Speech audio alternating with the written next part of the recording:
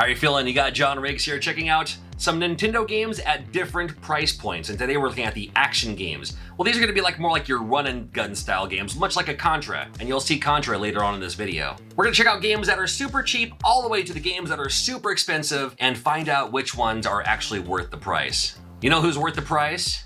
You, because you're priceless. And this S-tier hat says so. I got these hats available in my shop. I also have the homebrews I make, the air fresheners, the signed 1-up cards. You can support the channel checking out the shop and the link below. Thank you much. Now, the action games don't really start super cheap. Like, you know, some of the other games like puzzle games, game show games, sports games, you can find them for like $1. I'd buy that for $1. But probably the least expensive action-y style game I could find was Carav for $5. And you know what? Carav for $5, it's a deal. I love playing this game in the arcade. I just like the fact that he plays this weird guy shooting fireballs. And I know he has some backstory. He was some circus performer, fire eater. Well, no, I mean, if you eat fire, you're not supposed to breathe fire. But here we are, blowing fireballs.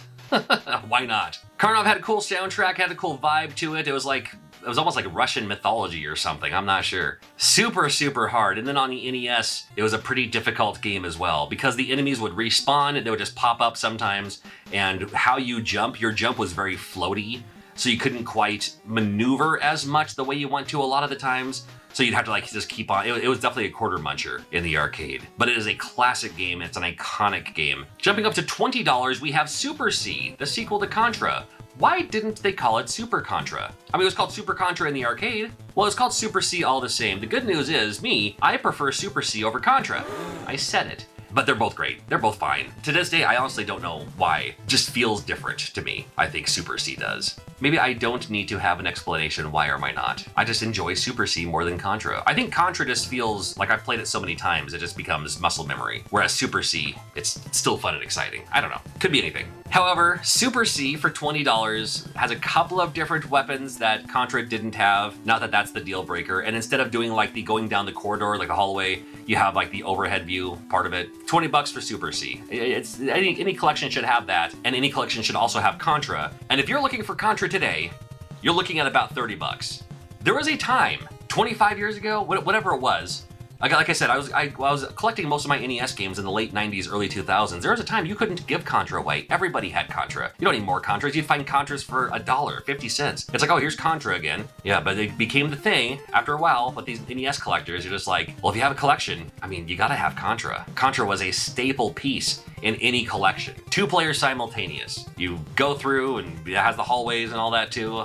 Music's great. I still to this day cannot beat this game without the 30-man code. I'm sure I could. I've seen people do it. They always use the spread. To me, the spread shot's almost cheating. There's gotta be someone out there who can beat this game with laser. Let me see a deathless run using only the laser. That would be impressive. But I still enjoy playing this game. It's very hyped. And that's Contra. But $30, that's about what you're looking at to get yourself a copy of Contra. If you're looking for a copy of Vice Project Doom, you're looking at about $50. And this seems about, now that I think about it, the $50 NES range is right in the middle of oh, here's the super cheap and expensive games that everyone's heard of, and then, oh, here's all the super expensive games that everyone's heard of just because they're super expensive. When you get to that kind of $50 to $100 range, that's when you find some really great hidden gems in there. And something like a Vice Project Doom, I would include in that as well. Because it has multiple gameplay styles. When you first play it, you're driving around a little bit like a spy hunter to get to where you're going, and then it turns into a great action game like, well, every other game that looks like an action game on the NES, but it plays very well. American Sammy, I love the company American Sammy. They did a great job with this game with Vice Project Doom, and for $50, it's a decent hidden gem. Might be worth looking out for. Or you can save your money and say, you know what, I was gonna get that copy of Vice Project Doom for $50, and I was gonna get that copy of Contra for $30, but instead I'll take my $80 and get a copy of Shatter Hand, which could be one of the best NES games of all time. I love me some Shatter Hand. I'm not even saying that through nostalgia glasses because I never had Shatter Hand, I never played Shatter Hand, I never rented Shatter Hand, none of my friends had Shatter Hand. I only found out about Shatter Hand again later in life when I started collecting these old games again. So I didn't play Shatter Hand until 1999, 2000, somewhere in there. That was the first time I played Shatter Hand, was when I picked it up. I was just like, I've heard of it, I've seen it in magazines, but I've never played it. And when I did, I'm glad I did. Like, man, this was the experience. I wish I would have played this back then. Wish I knew you when I was young. But boy, it didn't work out that way. But Shatter Hand, it's definitely worth checking out today. $80 is about what you're gonna be looking to spending on that. I've seen it go for like $100, but about 80. let's call it about 80 for a good copy of Shatter Hand. It's so good. Just the idea that you're just running and punching and you can grab out of the chain link fences and all that too. So good. And then for about $100, you're looking at Kickmaster, and you should look at Kickmaster because it's amazing. For some reason, you're in a world that's all about kicks. It's like the world of the solid gold dancers. Holy Christ, I'm old. We have, like Shawn Michaels, the super kick, the sweet chin music.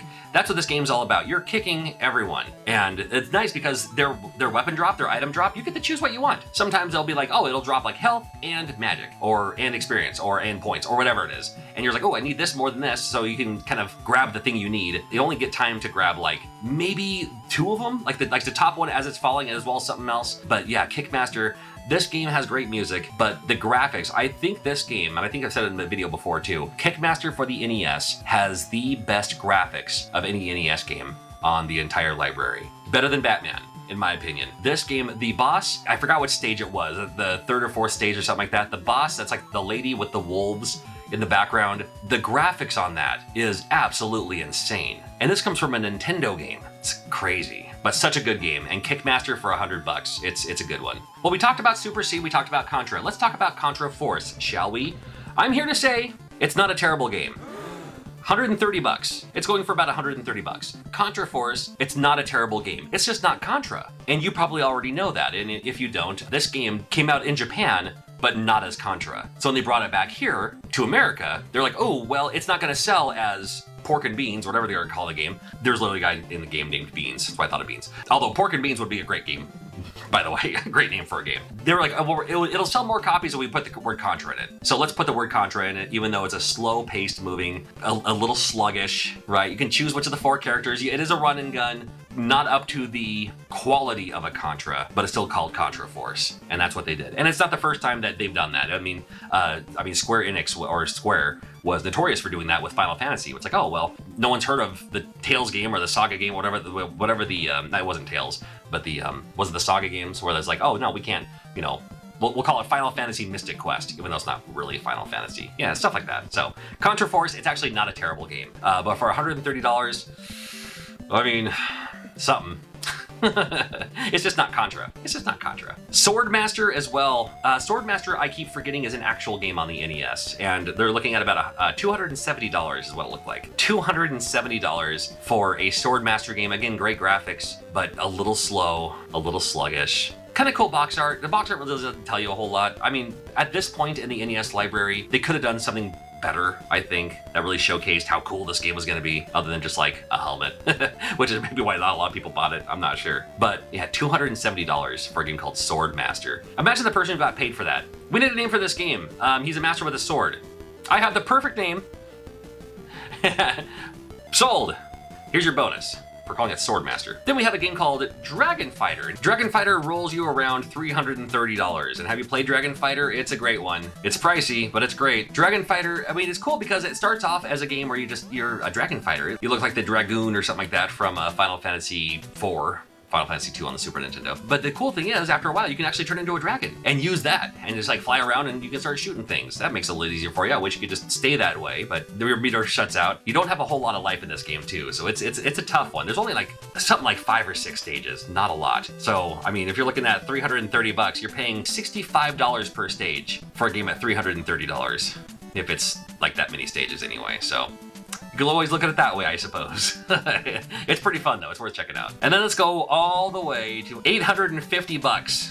Or sometimes you might see it at a convention for $1,000, I don't know. I think I've seen it for around $850, and that's Power Blade 2. I harken back to the time, probably 9 years ago, when I had 2 copies of Power Blade 2. Because I had mine, my personal one, and then I got another one in a trade. And I was like, what am I gonna do with 2 copies of Power Blade 2? And it was back then, it was going for like $100. But this one just started skyrocketing, just with the price of things, that's how it works. And again, funny, because I prefer Power Blade 1 over Power Blade 2, but Power Blade 2 is great. You play as another action guy, just like with like Vice Project Doom, just like with like Shatter Hand, that style of game, where you can, you just do the facilities and stuff like that, and you have your boomerang thing, that's your Power Blade. It's a great game. It really is. I don't know if it's $850 worth of great, but Power Blade 2 is a great game, and at $850, that's the extremity from going from Carav to 5 to Power Blade 2 for $850. And which one to you would be about the most, the most worth it to you? It's funny because like usually the cheaper games is usually what I go for, but when it comes to something like this, And if you're collecting and you're just like, I'm not playing the game on emulator, you just flat out refuse. I dig that.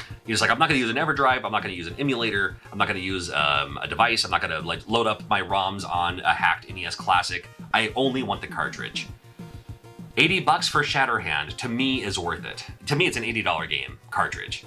Just to have, you know, I have a copy, so I don't need another one. So that's my pick anyway. I'd like to hear yours as well. And I've done this same style of video for shooters, for platformers, for even sports games, just to look at the extremities of like the cheap NES games versus the expensive NES games. Make sure you check out those videos as well.